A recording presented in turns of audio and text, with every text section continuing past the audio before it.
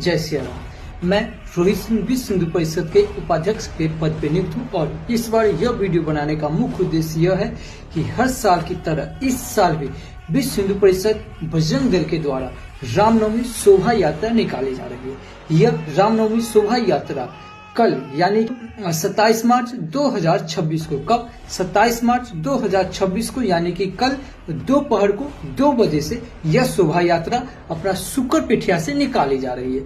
यह शुक्र पिठिया से होते हुए कारगिल चौक, मुराबतपुर होते हुए अम्बेडकर चौक,